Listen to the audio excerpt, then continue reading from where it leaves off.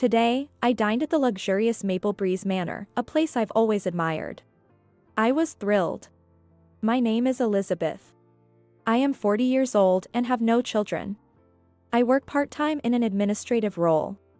My husband, Michael, is 42.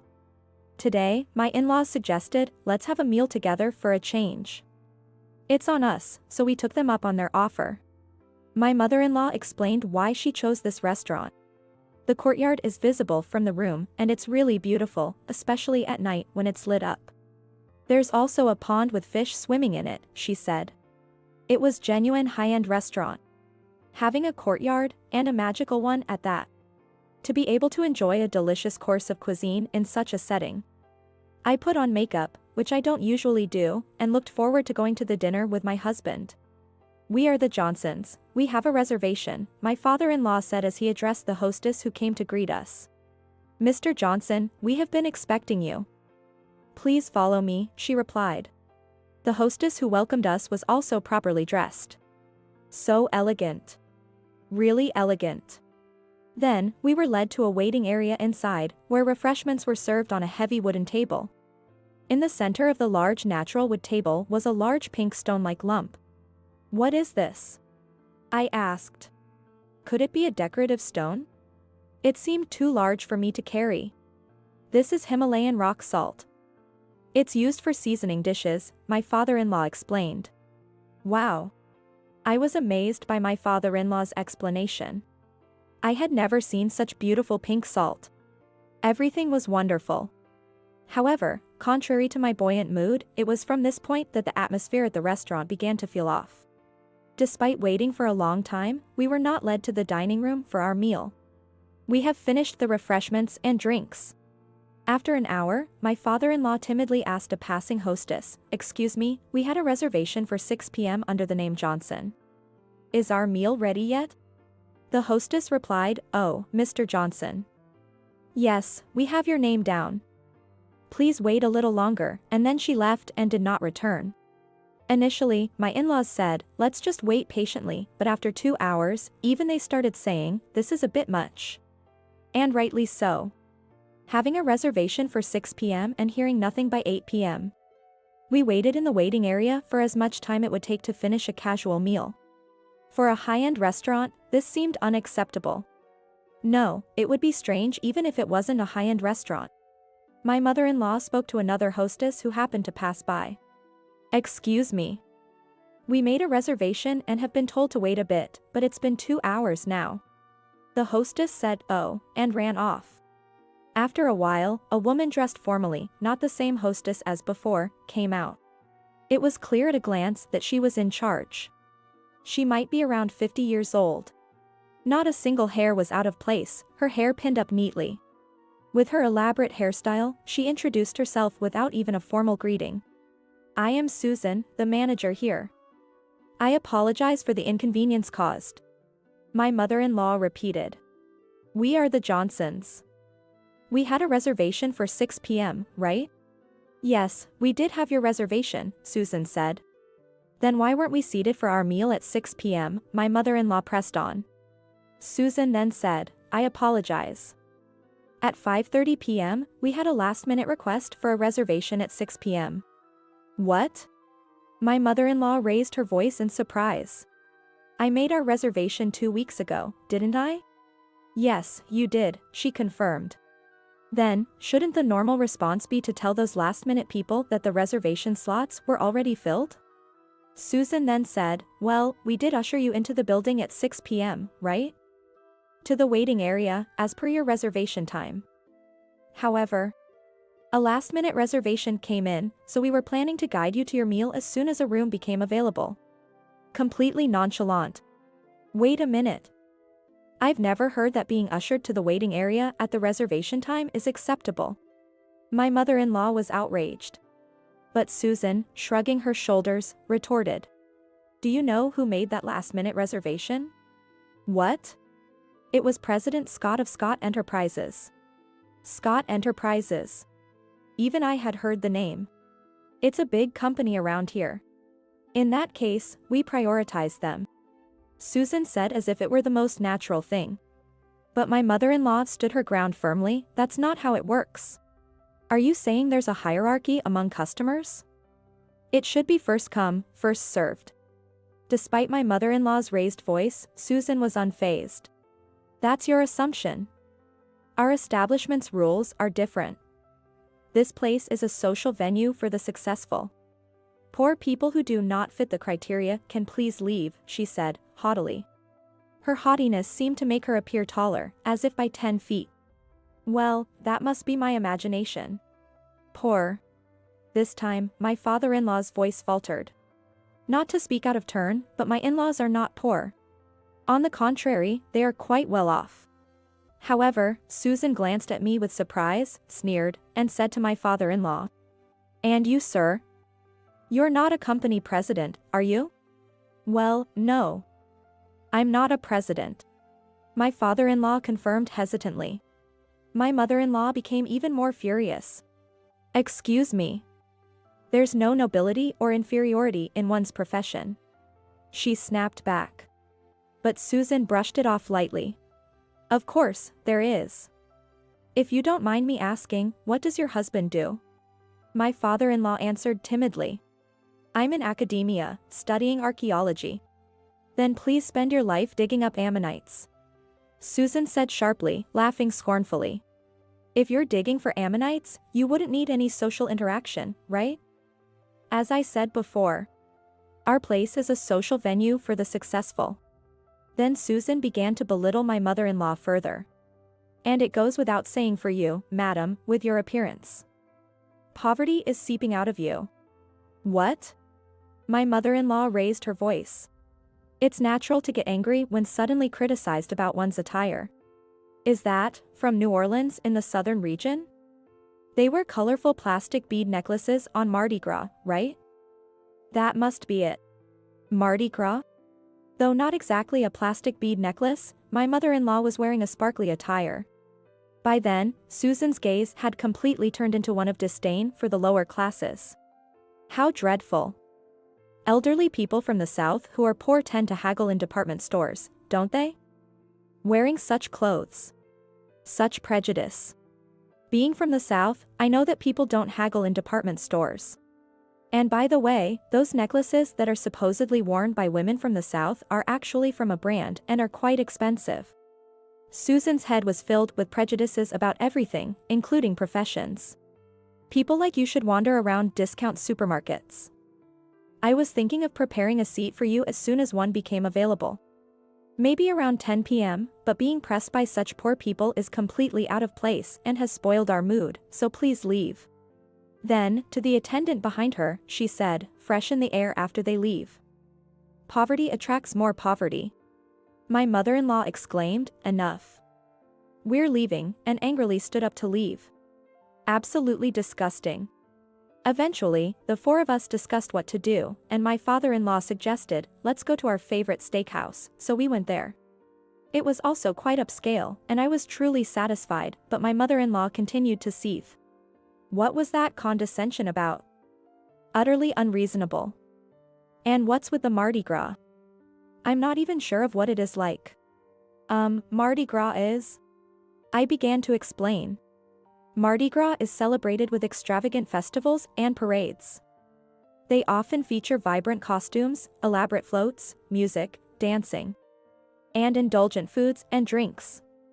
New Orleans is particularly famous for its Mardi Gras festivities. What's with the bead necklaces? Well, it's tradition to throw bead necklaces out from the parade floats. I was somewhat amused by Susan's oddly specific knowledge, but my mother-in-law's anger had reached its peak. That owner, looking down on people she considers poor, she deserves to be brought down a notch herself. My husband, my father-in-law, and I, all overwhelmed by my mother-in-law's intensity, swallowed our premium steaks without even chewing, gulping it down whole. Then, less than a month later, I received a call from my mother-in-law. "We're going to Maple Breeze Manor." "Excuse me?" I was taken aback on the phone. Why would we go back after such an unpleasant experience? "Of course, for a meal. Let's meet at the same time, 6 p.m. "Okay." They were the ones who said so. my mother-in-law said with a laugh before hanging up. That weekend, we were again at Maple Breeze Manor at 6 p.m. As soon as we arrived, an attendant greeted us at the gate. Immediately, we were recognized as the Johnsons. We've been expecting you. And shortly after being served drinks and refreshments in the waiting room, we were shown to our seats. It was clear we were seated in the best dining room with a view of the garden. And every dish that came out was incredibly delicious. The garnish included just a few berries and some elegantly placed herbs. Every single dish was crafted with meticulous care. A feast for both the eyes and the palate. Towards the end, prime rib was served, and we were told to enjoy it with Himalayan rock salt. The flavor, the tenderness of the prime rib, the depth of the Himalayan salt, it was sublime. I felt as though I could ascend to the heavens. My gaze shifted to the illuminated garden and the fountain. I felt as if I had become a queen of an ancient kingdom. As this dreamlike time was coming to an end, and we were enjoying our dessert, Susan, the very owner from before, approached us. "Mrs. Johnson, how was your meal?" "Oh, it was absolutely delightful," my mother-in-law replied smoothly, sipping her post-meal coffee. Seeing this, Susan seemed relieved and began to apologize. "I truly apologize for any discomfort our previous discourtesy may have caused you." However, once everyone had finished their dessert, my mother-in-law said, "Thank you for the meal. I suppose we shall never meet again." "Eh?" Susan was taken aback. "We came because you said you wanted to talk. We ate because you suddenly served us food." "What about it?" "What about it, indeed? After all that dining. Do you understand why this has happened?" Despite having enjoyed so much, my mother-in-law was still cornering Susan. Then, Susan confessed her misdeeds. "Our place is a social venue for the successful. Poor people, please leave," such a disrespectful remark I made. "Right. So, it's all about business first, isn't it?" My mother-in-law placed her coffee cup down with a soft click. Susan's face turned even paler. Today, her elaborate hairstyle seemed about 5 centimeters shorter than before. Susan began to apologize again. "I'm so sorry. I didn't think that the Anderson Group would cancel all their dealings with us." "I see, that's what this was about. I understood then." My mother-in-law was the Director of General Affairs at the Anderson Group's headquarters, which has branches nationwide. The wrap-up for the management training, appreciation parties, internal group networking events, year-end parties. And even the dinners for company trips. All these arrangements were handled by the General Affairs. And she was the head of it. She must have instructed the subsidiaries not to use this restaurant either. "It was your decision to assume that non-executives aren't successful, and that my bead necklace looks like Mardi Gras, right?" My mother-in-law scoffed and then said, "Don't underestimate the General Affairs. Don't look down on anyone other than the executives, that's what I think. I am truly, truly sorry for our rudeness. I apologize sincerely." Susan began to tremble with apology. "What exactly are you apologizing for?" "Let's hear it," my mother-in-law demanded, looking down on her. I judged you based on appearance alone. I considered you unsuccessful." My mother-in-law scoffed again and waved her hand. "You've completely missed the point of why I'm upset." I looked back and forth between my mother-in-law and the trembling owner. Let me make it clear, since I'm also in General Affairs at the Anderson Group. General Affairs is like a jack of all trades for the company's employees. Anything and everything comes to General Affairs. Regardless of who it is. At home or in society, they come to the General Affairs with their issues. Our job in General Affairs is to empathize with them and support them in every possible way. With that, my mother-in-law slammed her hand on the table. "It's audacious as a human being to judge people based on your standards of winners and losers. Is it only the executives who are successful? That's a joke. Everyone is struggling in their own lives. If we were to classify people as winners or losers, as long as one doesn't think they've lost, then they're not losers in life. It's okay to say it's a battle still being fought. Hence, you're not a loser until one believes it to be, and it's not for others to arbitrarily decide the outcome. I, as part of General Affairs, have never judged anyone as a winner or loser. My father-in-law added. In that sense, since I've always been passionate about archaeology and have dedicated my life to it, I guess I'm on the winning side. My husband remarked. He added, it might seem ordinary, but building a life with my wife and enjoying simple conversations makes me feel like a winner too. Not wanting to be outdone, I proudly declared, even though it's just a part-time job. I'm contributing to the company and have a strong relationship with my husband, so I consider myself a winner too. And regarding this dress you hastily labeled as poor people's attire, I continued. I'm truly sorry. Susan apologized. Do you equate being wealthy with wearing items flaunting the Chanel logo or being adorned with large brand logos? What do you mean? Susan asked. This dress is a bespoke piece from Gucci, worth $60,000. If you couldn't recognize that, then it's your lack of discernment that led to this misunderstanding. Gucci. Susan gasped. My mother-in-law chuckled and gently tugged at the fabric of her dress near the chest. See? Each gem is meticulously sewn by hand. It's fair to call this a masterpiece, epitomizing the pinnacle of Italian craftsmanship. I believed this garden and establishment were fitting for such a gown. It's unfortunate you failed to appreciate that. Susan began to sob, her tears mingling with mucus. Well then, shall we head home? My mother-in-law suggested as she rose to her feet. Susan clung to my mother-in-law's legs. I'm truly sorry. Please, consider the meal on the house.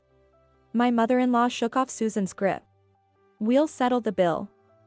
We came at your invitation, and you served us without inquiry. However, we'd rather not be accused of dining and dashing. Being judged by someone who categorizes people into winners and losers over such an accusation is equally troublesome. Take this as a farewell gesture and accept it with gratitude, she stated, even as Susan clung more desperately. If the Anderson group forsakes us, both I and this establishment will indeed be the losers. I beg for your leniency. That's precisely the point. My mother-in-law interjected, silencing Susan's pleas. Life isn't a loss until you concede defeat. Were you even listening? Given your tendency to rashly determine your patron's fates, you might lack the insight to grasp such notions. Life's trajectory, whether shaped by karma or destiny, can shift. In that regard, this restaurant faces a formidable challenge, but view it as a repercussion of your readiness to judge and categorize individuals. My mother-in-law stated with finality. Finally, she freed herself from Susan's grasp. As Susan continued her tearful pleading, my mother-in-law remarked at the entrance, on our visit, you prioritized Scott Enterprises over us. A company under our contract. I doubt their president will return here either.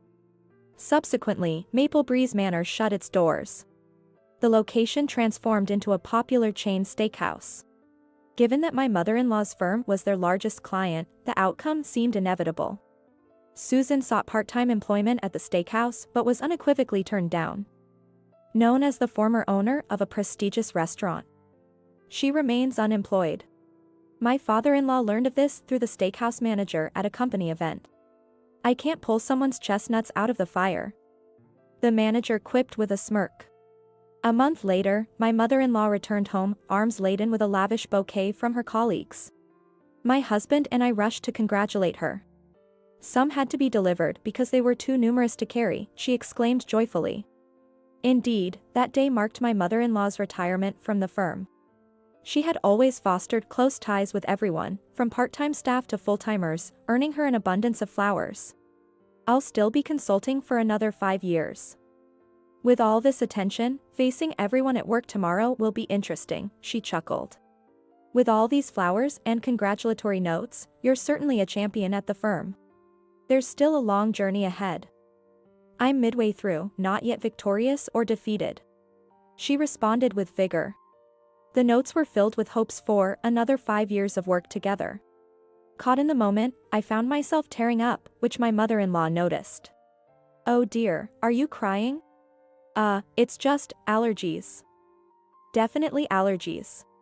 Being cherished and esteemed by her peers, such a mother-in-law is truly exceptional. I'm sure that she will always be the mother-in-law that I have always been proud of.